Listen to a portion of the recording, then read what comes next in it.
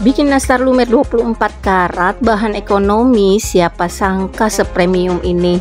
Gak tega masukin ke mulut karena kiloan emasnya. Hai, assalamualaikum, selamat datang di channel YouTube Vivi Kitchen. Apa kabar semuanya? Demi menunaikan janji ke teman-teman semua, berhari-hari nongkrong di dapur kue untuk menyelesaikan si nastar 24 karat ini agar bisa tayang secepatnya dan teman-teman bisa bikin kue nastar ini sebelum lebaran. Tidak perlu bahan yang terlalu mahal untuk makan kue nastar enak. Yuk perhatikan dan ikuti resep tutorial nastar ala Vivi Kitchen yang sudah bertahun-tahun jadi resep bakulan nastar kami. Tips dan trik sukses membuat nastar anti retak, anti meleber, glowing, dan lumer semua akan saya jelaskan dalam video. Dijamin deh teman-teman pasti jatuh cinta dan menjadikan resep nastar ala Vivi Kitchen jadi resep andalan teman-teman semua. Dan kali ini saya mau berbagi sesuatu yang saya kenakan saat membuat kue nastar ini, semacam sweater atau jaket. Bagi teman-teman yang beruntung, syarat dan ketentuan bisa dibaca di deskripsi video ya. Langkah pertama, kita buat selai nanasnya dulu ya. Saya gunakan 5 buah nanas. Pilih nanas Palembang yang sudah benar-benar matang agar dapat manis alaminya. Di sini nanasnya sudah saya minta parutin di pasar. Kupas kulitnya sampai bersih, cuci dan langsung parut semua tanpa terkecuali, bagian tengah jangan dibuang ya. Setelah itu tuang dalam wadah dan diamkan kurang lebih 1 hingga 2 jam agar daging nanasnya mengambang ke atas dan airnya terpisah ke bawah. Atau teman-teman bisa langsung saring untuk memisahkan daging nanas dan sari airnya. Tinggal angkat daging nanasnya dan saring yang masih tercampur air.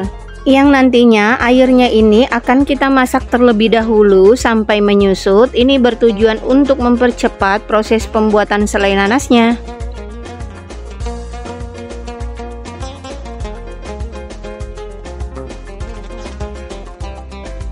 Jika sudah selesai, langsung saja kita masak air nanasnya. Dengan cara ini kita bisa sambil mengerjakan pekerjaan lainnya tanpa khawatir selai nanasnya gosong. Sesekali tetap diaduk dan biarkan hingga mendidih. Butuh waktu kurang lebih 1 jam hingga airnya benar-benar menyusut. Kebayangnya teman-teman capeknya bikin selai nanas seandainya langsung dimasak semua bersama gulanya. Sudah pasti capek, mengaduknya berat, harus ditongkrongi dan diaduk terus-menerus sampai berjam-jam. Nah ini sudah menyusut, sudah mengkaramel karena nanasnya memang sudah manis. Tidak perlu sampai kering banget. Langsung masukkan daging nanasnya. Tambahkan gula pasir 200 gram, 2 ruas kayu manis, 20 butir cengkeh. Aduk-aduk semua bahan hingga merata. Di tahap ini selai nanas harus terus diaduk, tidak boleh ditinggal-tinggal karena gula pasir mudah gosong.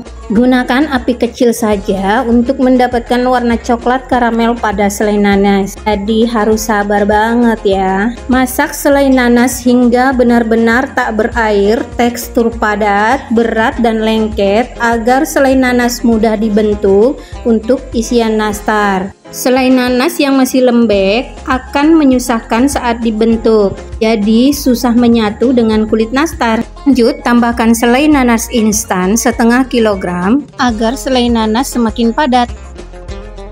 Boleh ditambahkan vanili cair 1 sendok teh, bubuk bumbu spekuk setengah sendok teh, aduk-aduk rata.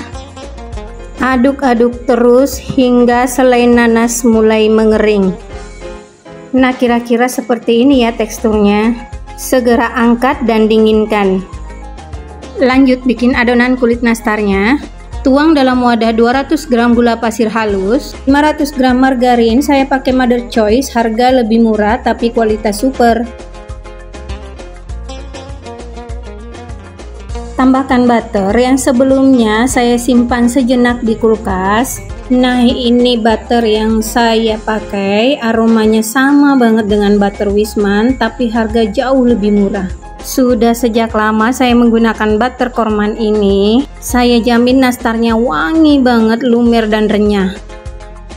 Lalu mixer semua bahan menggunakan speed rendah saja sampai tercampur rata dan cukup lembut. Ingat, sampai lembut saja, jangan dimixer sampai mengembang ya, nanti nastarnya melebar dan melebar saat dipanggang. Nah, ini sudah lembut terlihat ya. Matikan mixer, lalu tambahkan 8 butir kuning telur. Teman-teman juga boleh pakai kuning telur mentahnya 6 dan 2 butir kuning telur matang yang dihaluskan lalu campur dalam adonan. Mixer kembali hingga tercampur rata, cukup tercampur rata saja. Lalu matikan mixer pelan-pelan. Tambahkan susu bubuk kualitas baik 8 sendok makan, boleh di mixer, boleh diaduk saja. Yang penting pastikan tidak overmix ya. Perhatikan baik-baik tekstur adonan ya teman-teman, tidak boleh mengembang, cukup terlihat halus dan tercampur rata saja agar hasil nastarnya nanti tidak melebar, tidak melebar, dan tidak mengembang. Kita tidak sedang membuat bolu atau cake, tapi ini adonan cookies. Lalu tambahkan kurang lebih 1400 gram terigu protein rendah seperti kunci biru secara bertahap ya. Kenapa harus terigu protein rendah? Karena terigu jenis ini mampu membuat cookies apapun itu menjadi renyah karena kandungan glutennya yang sedikit. Aduk-aduk terus hingga merata, dan di sini saya akan pisahkan sedikit adonan.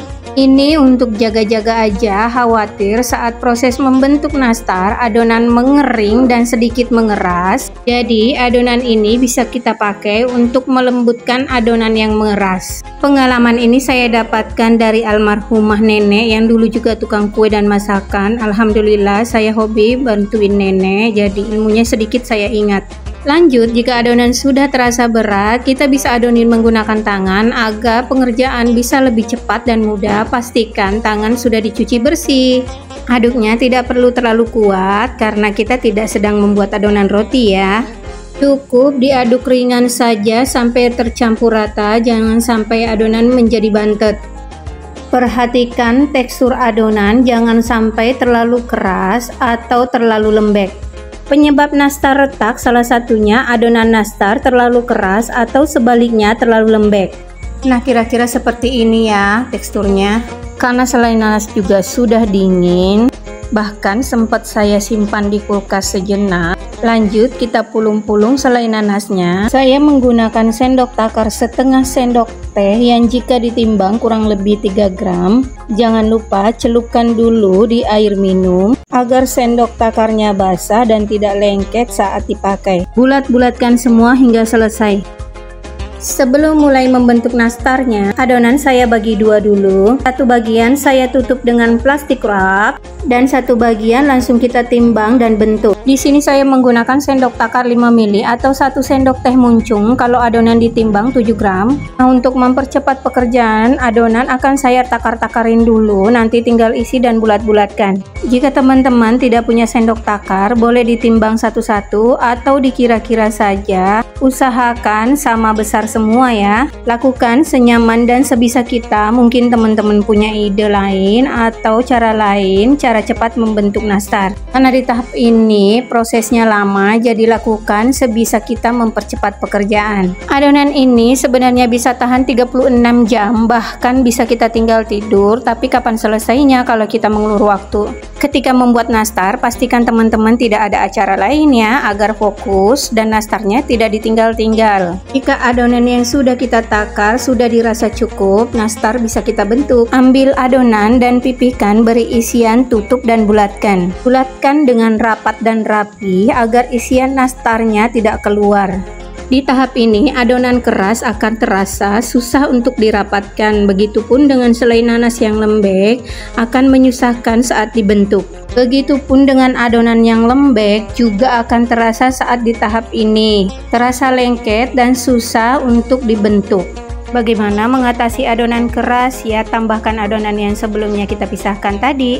Lalu bagaimana mengatasi adonan lembek? Ya, tinggal tambahkan terigu sedikit hingga adonan terasa cukup.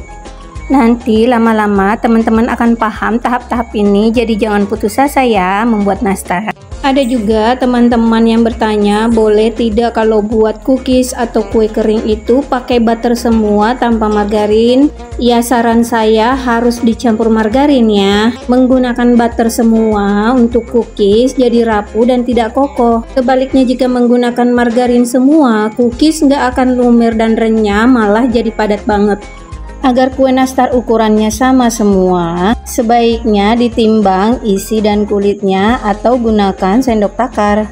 Jadi isian selain nanasnya 3 gram, gunakan sendok takar setengah sendok teh, dan kulit nastar 7 gram, gunakan sendok takar 1 sendok teh.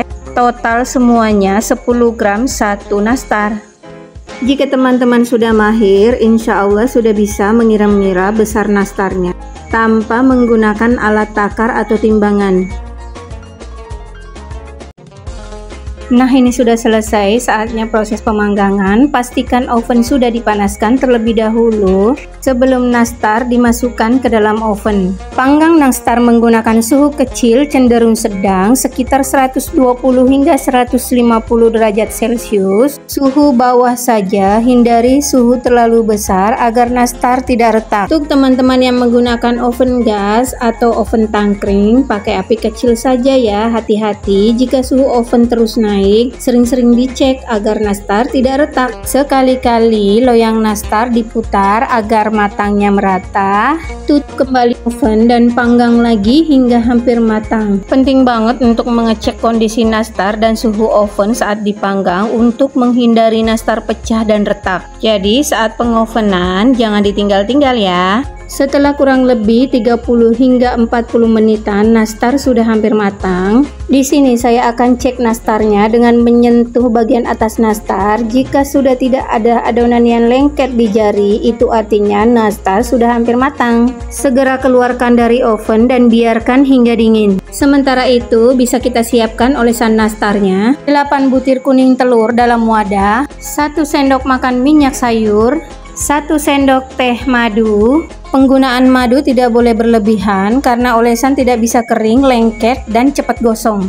Tambahkan juga 7 tetes pewarna kuning telur, lalu aduk sampai merata pelan-pelan saja, jangan sampai berbusa.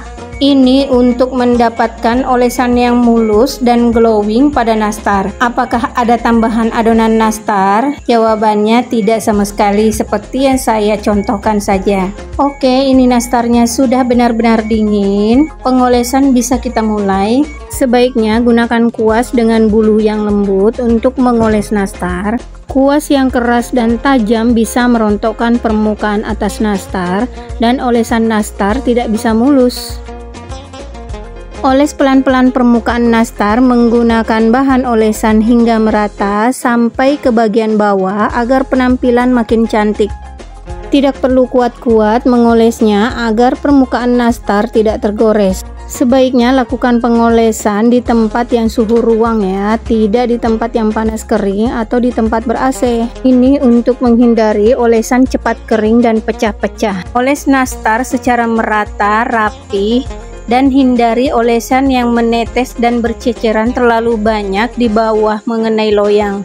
Karena setelah dipanggang, olesan ini akan mengeras dan nastar susah lepas dari loyang dan bisa merusak permukaan bawah nastar. Penampilan nastar jadi kurang cantik. Jika saat mengoles nastar bergeser ke kiri dan ke kanan karena licin, gak apa-apa, sabarin aja. Itu biasa banget, makanya loyang jangan dioles margarin saat menata nastar mentah ke loyang. Karena setelah hampir matang, permukaan nastar menjadi licin dan pasti bergerak ke kiri dan ke kanan saat disentuh. Lakukan dengan cepat agar olesan telur tidak retak karena terlalu lama dan mengering. Tapi untuk teman-teman yang menggunakan oven kecil, hal ini tidak berlaku ya. Karena loyangnya kecil, nastarnya juga pasti sedikit, jadi ngolesnya semestinya saja.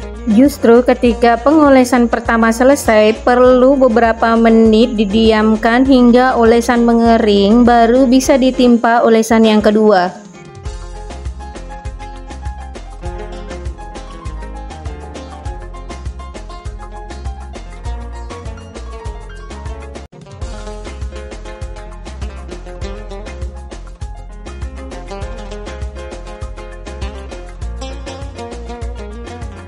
Nah, ini pengolesan pertama sudah selesai, lanjut pengolesan kedua kali. Putar loyang dan kita mulai dari nastar yang pertama kali kita poles ya. Karena untuk mengoles kedua kali, pastikan olespan pertama sudah mengering. Baru bisa kita timpa dengan olesan kedua. Poles kembali hingga menyeluruh dan merata, agar hasil olesan tidak belang-belang dan tidak mudah retak saat dipanggang.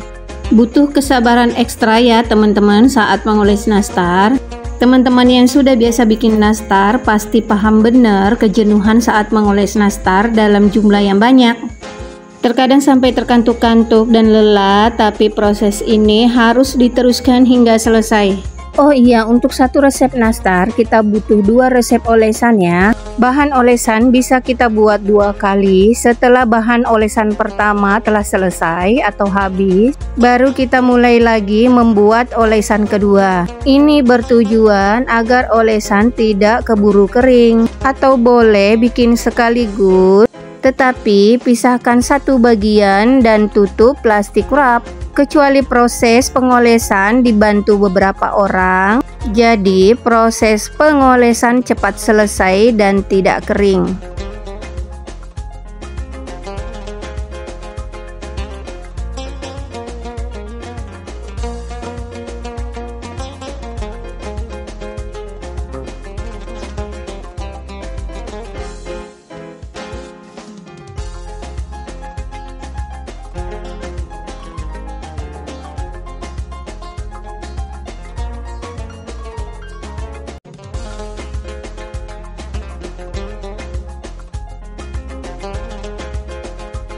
Nah, jika pengolesan kedua sudah selesai, lanjut pengovenan kembali dengan api atas suhu 100 hingga 120 derajat Celcius, jangan lebih ya.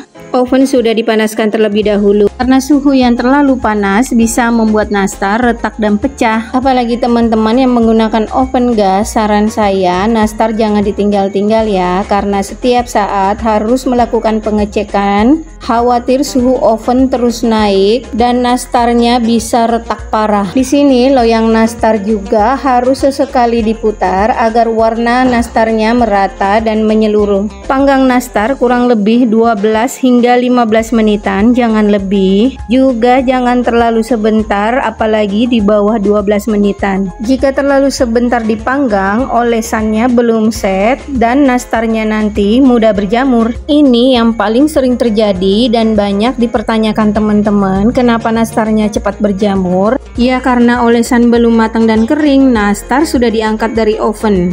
Tahap selanjutnya, setelah beberapa saat, nastar diusap-usap menggunakan kuas agar tambah glowing, mengkilat dan mulus. Cantik banget ya teman-teman.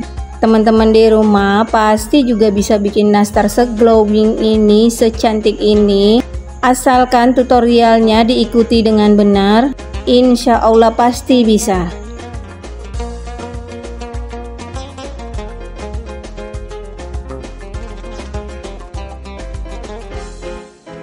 Tada, setelah dingin, nastarnya bisa secantik ini ya. Olesannya bagaikan nastar berlapis emas 24 karat. Bagian bawah nastar juga sudah terlihat matang. Selanjutnya kita akan coba belah si nastar 24 karat ini. Terlihat sangat lembut, selai nanasnya banyak, sebanding dengan kulit nastarnya yang lumer. Masya Allah, ini sangat enak dan langsung lumer saat dikunyah. Oke, lanjut tata rapi nastar di dalam toples. Saya menggunakan toples tabung ukuran 800 ml. Lapisi toples dengan kertas renda.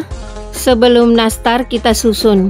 Begitupun ketika nastar akan kita tumpuk, harus dilapisi lagi dengan kertas renda agar posisi nastar tidak miring dan bisa tertata rapi. Permukaan nastar yang glowing tidak tergores. Jadi glowingnya terjaga sampai titik terakhir nastar dikonsumsi. Satu toples ini bisa muat 48 nastar dengan berat kira-kira 480 gram hingga 500 gram. Jadi satu resep ini bisa kita dapatkan 9 toples nastar, bahkan ada lebihnya sedikit untuk cicipan. Harga per toplesnya bisa kita jual kisaran 100 hingga 130.000 per toples, atau teman-teman bisa tentukan sendiri harga sesuai dengan daerah masing-masing.